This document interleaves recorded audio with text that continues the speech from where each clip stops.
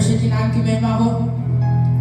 आपको इस YouTube channel में आपका स्वागत करते हैं। आइए हम लोग परमेश्वर के नाम की महिमा के लिए एक गीत को गाते हुए परमेश्वर की स्तुति करेंगे। आमीन, हालेलुया।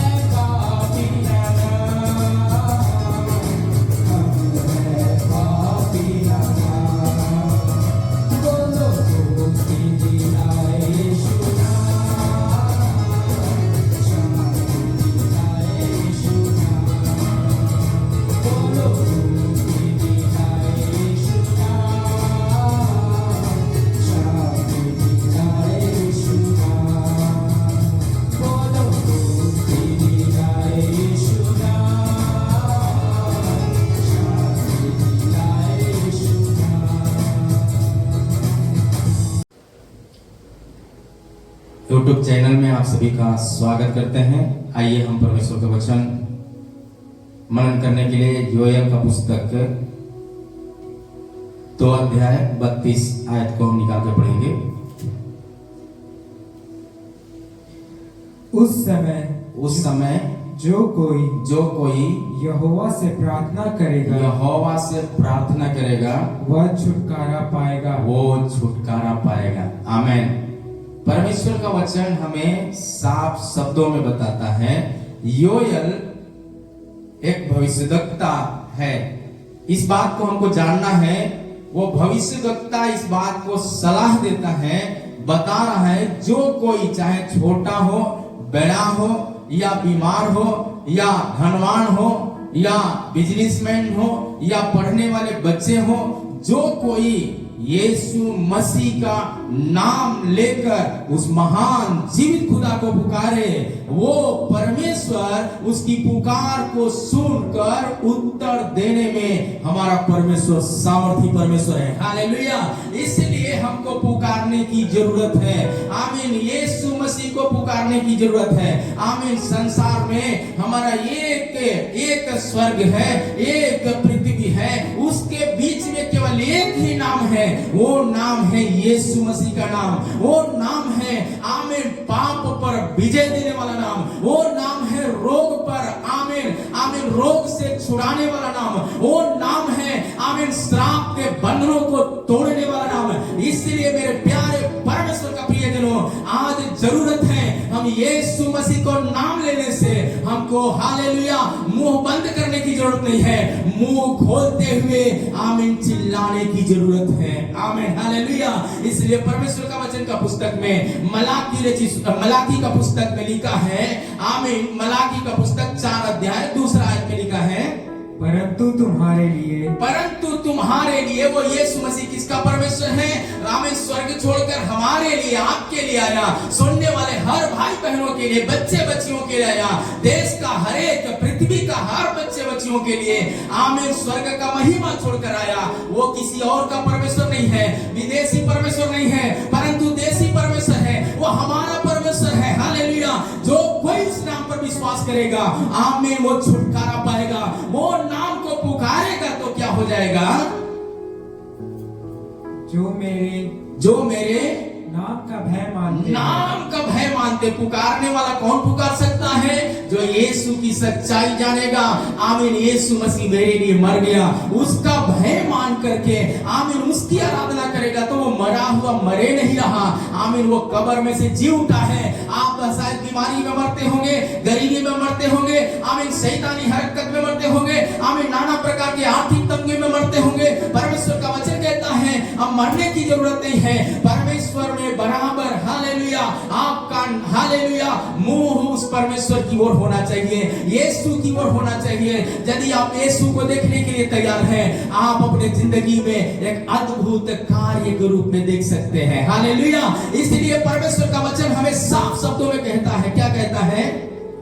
धर्म का सूर्य उदय होगा। हालेलुया। एक धर्म का सूरज जब उदय हो जाएगा तब आप क्या हो जाएंगे? कर्जा कष्ट से, बीमारी से, श्राप से, आमीन निराशा से, निंदा से आप बाहर निकलेंगे। हालेलुया।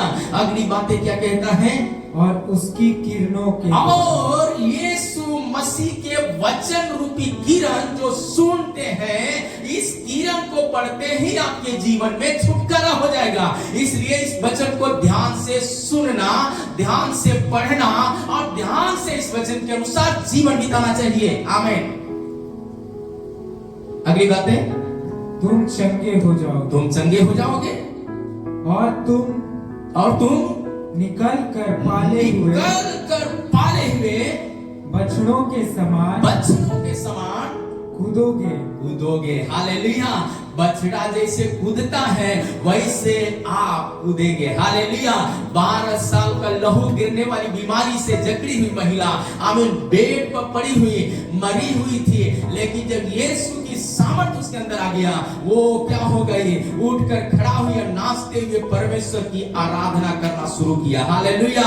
आराधना करना शुरू किया है। आमीन। इसलिए परमेश्वर का वचन हमें स्पष्ट तरीका से प्रभु का वचन कहता है हम परमेश्वर का काम में आगे की ओर बढ़ना। आमीन। हालेलुया। और परमेश्वर का वचन क्या कहता है? तब तुम दुष्टों को लताड़ डालोगे अर्थात मेरे उस ठहराए हुए दिन में वो तुम्हारे पांवों के नीचे की राख बन जाएंगे। बीमारी आपका पैर का राख बन जाएगा, गरीबी आपका पैर का राख बन जाएगा। दुष्ट आत्मा से पीड़ित लोग इस वचन को सुनेंगे, आमीन, वो दुष्ट आत्मा आपके देखते ही देखते, आमीन, आपके ही आंखों से वो छूटा, आमीन, वो आपके पैरों तले राख बनेगा और आप विजय को प्राप्त करेंगे, विजय को प्राप्त करेंगे। हालेलुया। अगली बात क्या कहता है? सेनाओं के यहोवा, सेनाओं का परमेश्वर का यही वाणी, यही वाणी है, परमेश्वर का यही वाणी है। हालेलुया।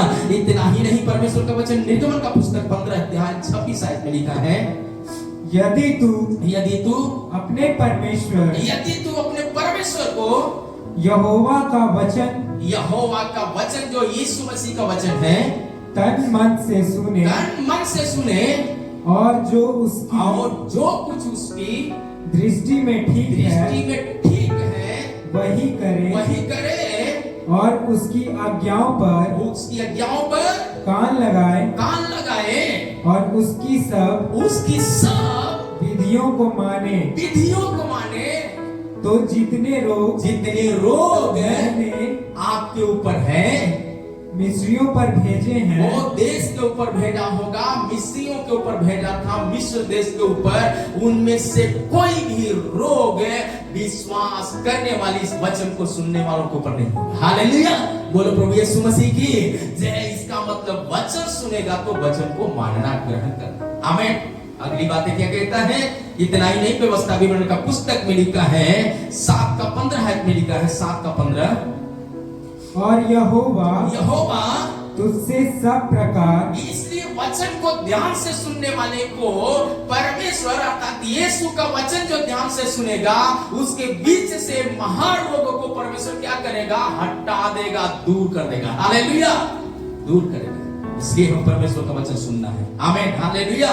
वचन को सुनना है, वचन को पढ़ना है, वचन के अनुसार जीवन बिताकर, आमीन, यीशु का नाम लेने में हमें कोताही नहीं करना है। यीशु का नाम से, आमीन, स्तुति करने में कोताही नहीं करना है। हल्लेलुया बोलने में कोताही नहीं करना है। यीशु की स्तुति करने में, गीत गाने में कोताही नहीं करना है। आमीन। कलीसिया जाने में कोताही नहीं करना है। आमीन। परमेश्वर का वचन में, वचन के अनुसार जीवन बिताने में कोताही नहीं करना है। यदि ऐसा करें, निश्चित है हम जय को प्राप्त कर लेंगे। हालेलुया।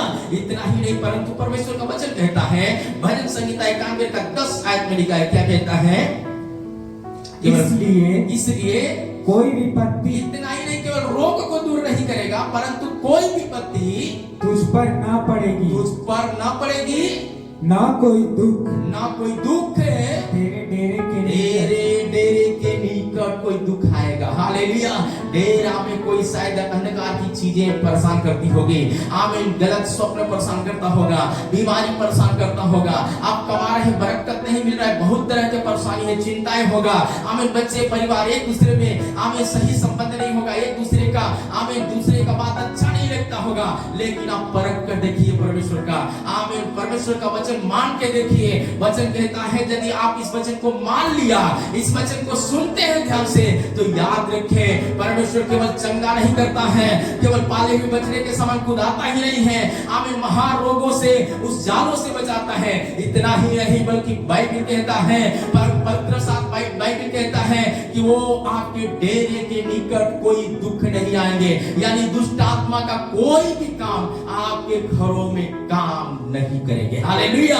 इसलिए हम उस परमेश्वर को याद करना है। इतना ही नहीं, बल्कि होशे का पुस्तक 6 अध्याय 1 आयत में लिखा है, 6 अध्याय 1 आयत में क्या लिखा है? चलो हम यहोवा की ओर फिरे। इसलिए अभी तक जो प्रभु यीशु मसीह को नहीं जानते हैं, बहुत से आप ईश्वर का नाम जानते होंगे, लेकिन उसमें एक यीशु मसीह उस भीड़ में नहीं है, उस भीड़ से अलग है। सबने पापियों को नाश करने के लिए आया, लेकिन यीशु मसीह इस संसार में, आमीन, मानव रूप लेकर आया, पापियों के लिए जान देकर, आमीन, पाप को मिटाकर पापियों को उद्धार देने के लिए आया। इसलिए वो मारा गया, गाड़ा गया और तीसरे दिन जी उठा, और वो कहता है तुम्हें शांति मिले, तुम्हें शांति मिले, तुम्हारे जीवन में भलाई मिले, तुम्हारा जीवन उद्धार से भर जाए, तुम्हारा जीवन आनंद से भर जाए। इसलिए मुझे जरूरत है हम यीशु का नाम लेकर उसके पीछे चले, मन फिराए। हालेलुया।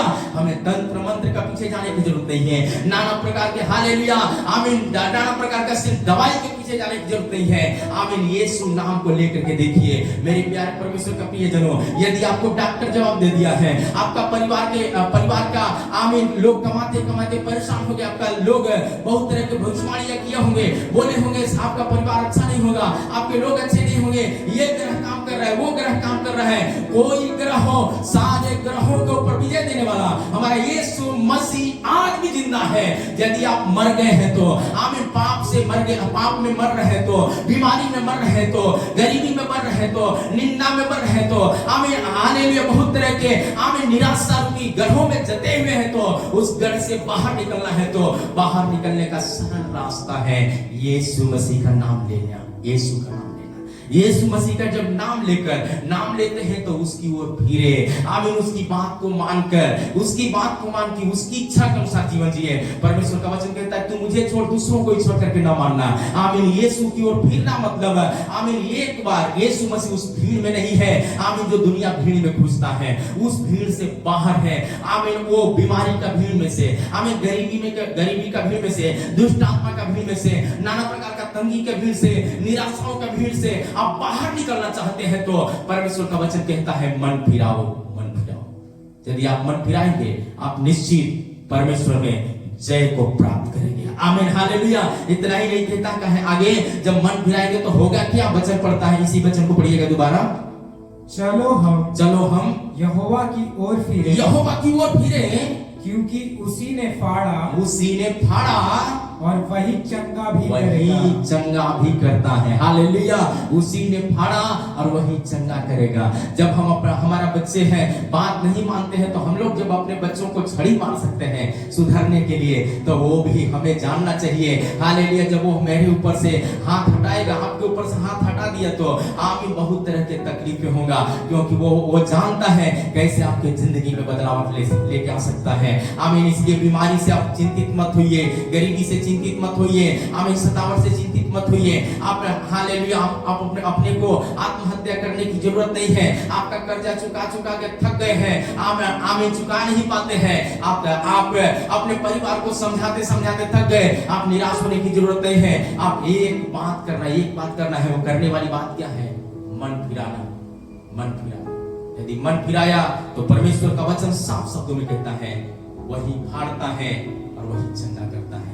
जिस बच्चे को प्रेम करता है पिता उसे ही पुत्र बनाने के लिए, सही रास्ता में लाने के लिए छड़ी लगाता है। यदि आप बीमारी से अपने को निराश हो चुके हैं तो बाइबल बताता है ये बीमारी सदा के लिए नहीं है, ये गरीबी सदा के लिए नहीं है, ये परेशानी सदा के लिए नहीं है, ये निराशा सदा के लिए नहीं, परंतु परमेश्वर का महिमा के लिए है। यदि आप इस महिमा को देखना चाहते हैं, आमीन, आपकी चंगाई रूपी महिमा को देखना चाहते हैं, भलाई रूपी महिमा को देखना चाहते हैं, आपका बच्चे का अच्छा भविष्य को देखना चाहते हैं, यीशु मसीह की ओर फिरे, आमीन, और यीशु का नाम लेकर उसमें भले हो जाए, जन्म हो जाए। प्रभु इस वचनों से आपको बहुत बहुत आशीष करे। आइए मेरे साथ प्रार्थना करेंगे। प्रेमी पिता, हम आपको धन्यवाद देते हैं इस संदेश के लिए प्रभु, जो दिया, जितने लोग प्रभु इस YouTube चैनल में जुड़ा होगा, जितने भी परिवार है प्रभु जो वचन सुनते हैं, पढ़ते हैं प्रभु, उन सबके जीवन में बहुत ऐसे आशीष करे परमेश्वर। निराशा, बीमारी, तंगियां, श्राप की आत्माएं सब खत्म हो जाए और प्रभु उनके लिए एक आशीष का कारण वचन बन जाए। प्रार्थना सुने धन्यवाद मांगते प्रभु यीशु के नाम से, आमीन, आमीन।